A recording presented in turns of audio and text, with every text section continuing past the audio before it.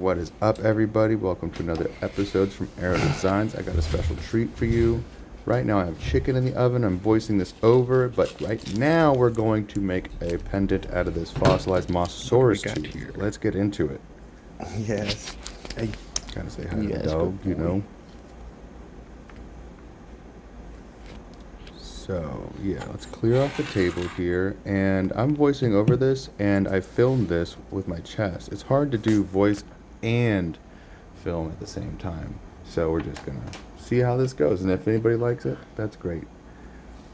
Right now we're marking the distance for the bezel as we're about to cut this out of the sheet of silver that's going to wrap around the stone. It's going to be holding the stone in place. It doesn't really matter if it's too long, but give it a little snippety snip. There you go.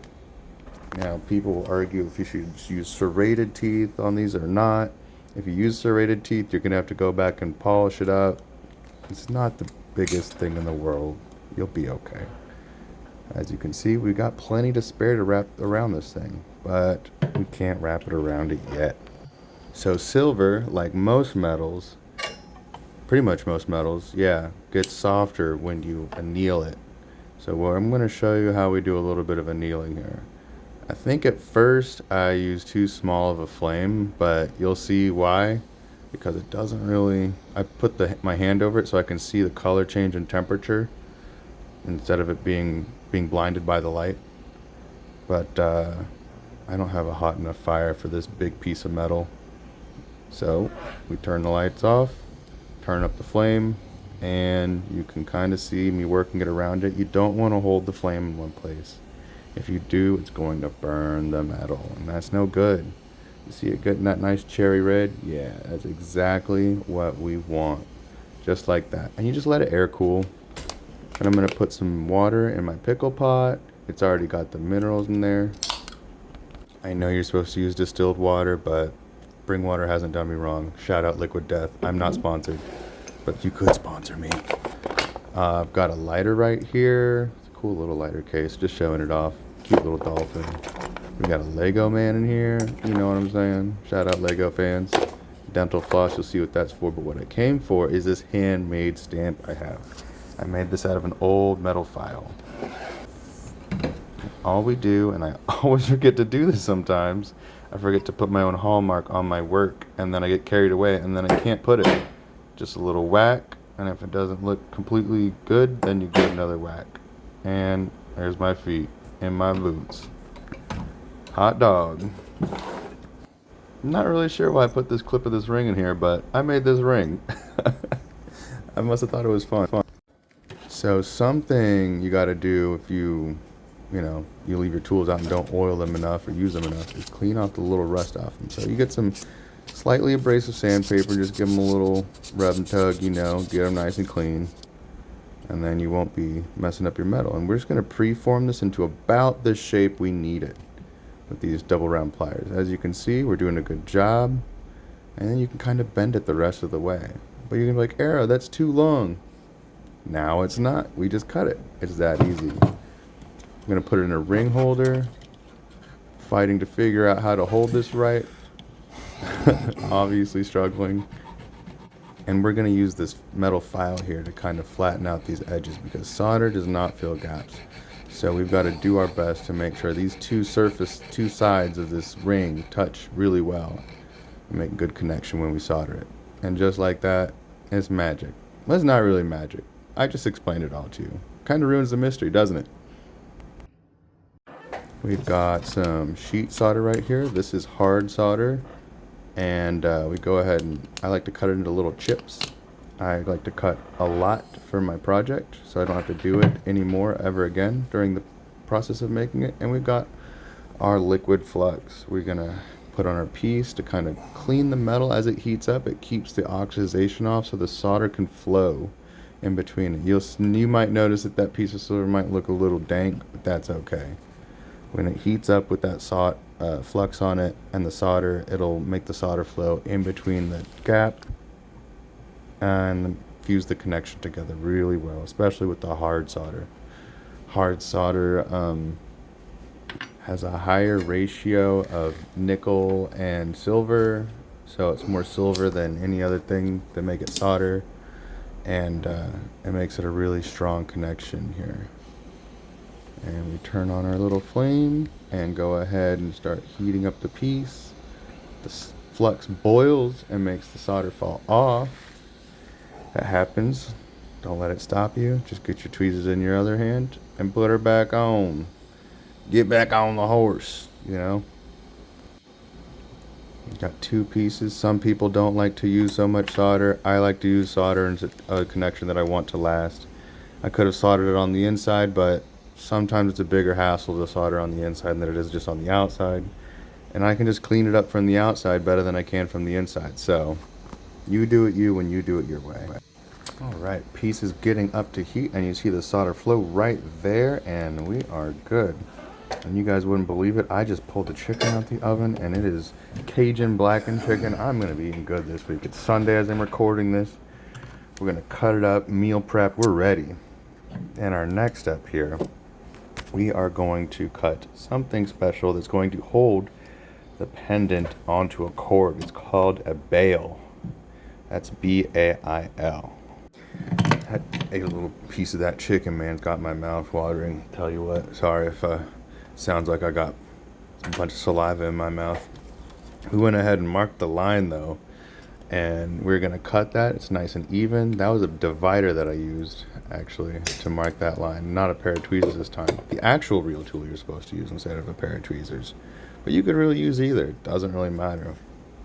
We're gonna go ahead and measure this, and we have 35.3. Now, if we take 35.3 and divide that in half, I'll give you a few seconds to think about that. It is 17.6. I think I got 17.3 on this measurement, which is close enough. 17.3 millimeters. So we're 0.3 millimeters off from dead center, but it's really not going to matter that much.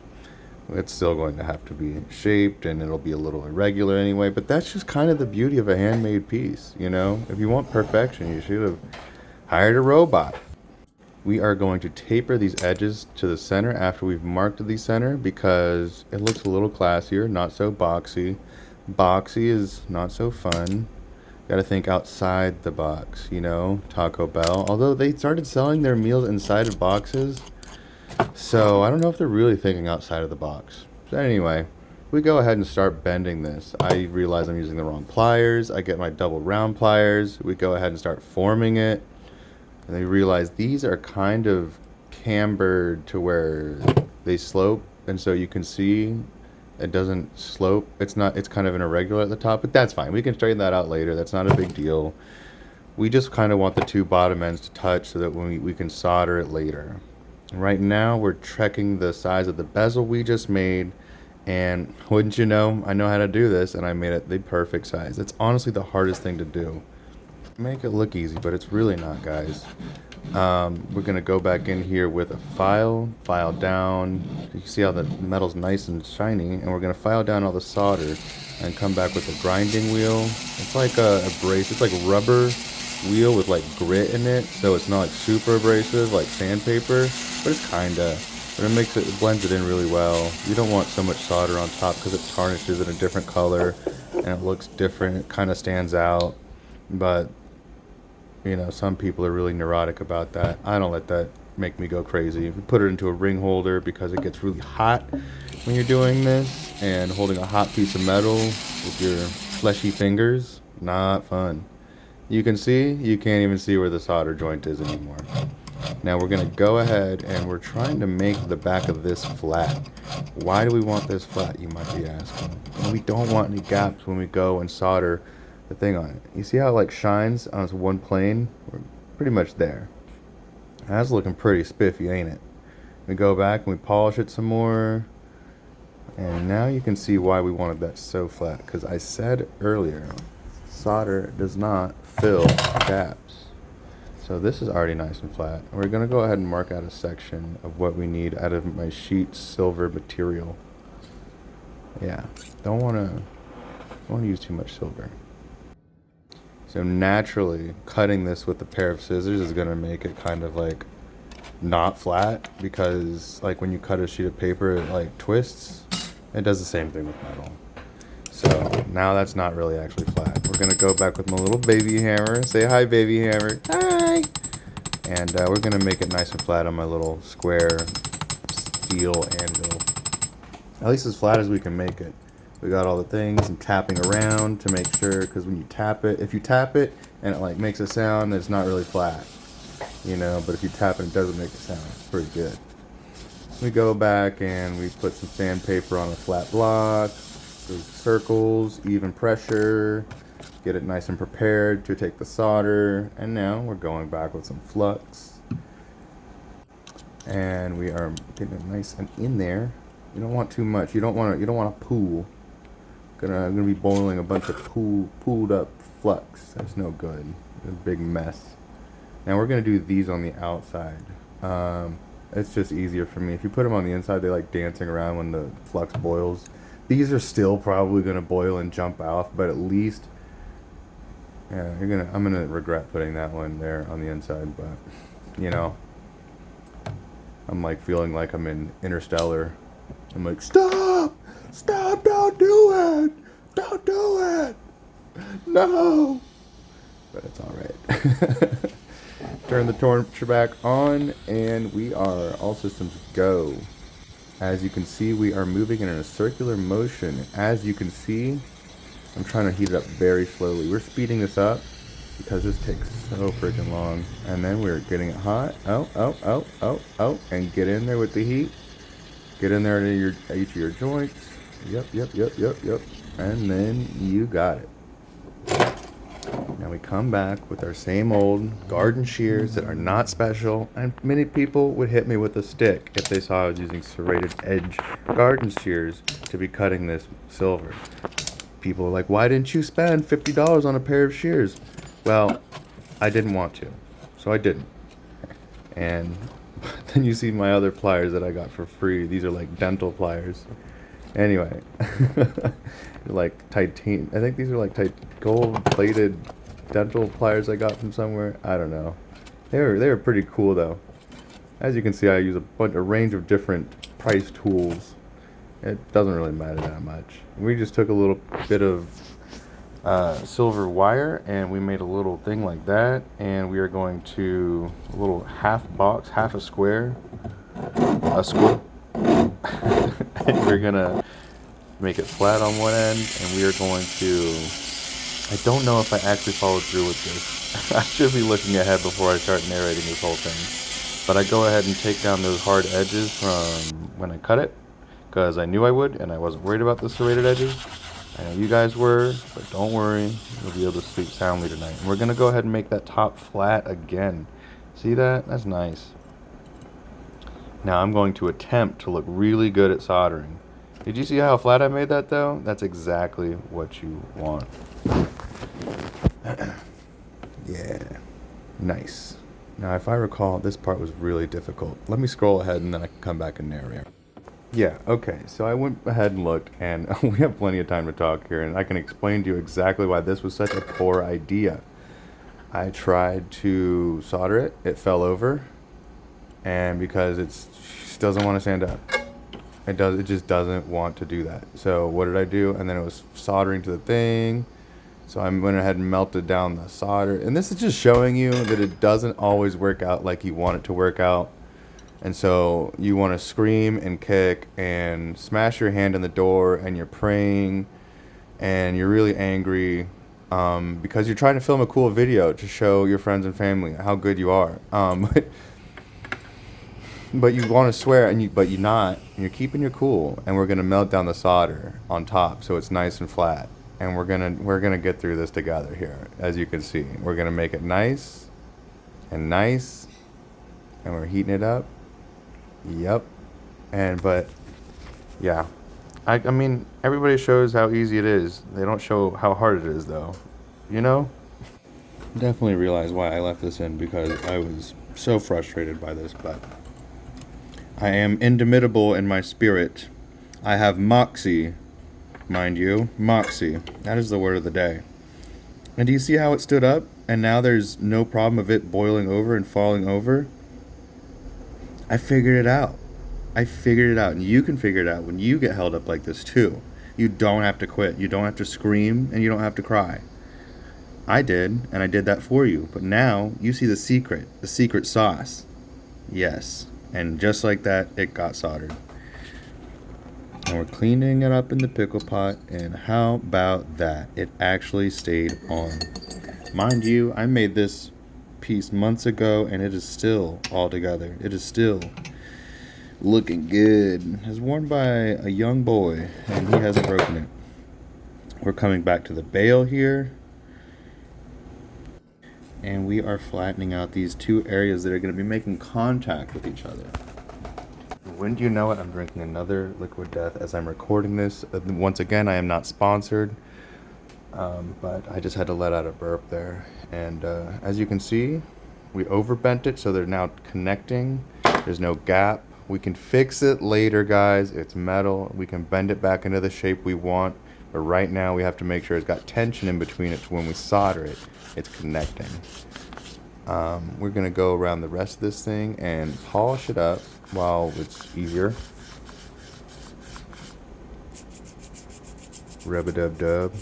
It will be very hard to polish some of these areas when I put the bale on all the way, so we're going to do our best right now. Some people like to polish every step of the way. I do not like to do that because it would take me 5 times as long. And guess who's not going to pay me 5 times as much? That's right, most people. Yep, I know. It's a cruel, cruel world out there, but we're going to do our best anyway. Hitting it with a buffing wheel right here with some buffing compound, getting that nice and shiny, although I'm going to have to go back and polish it anyway when we're done. You'll see that.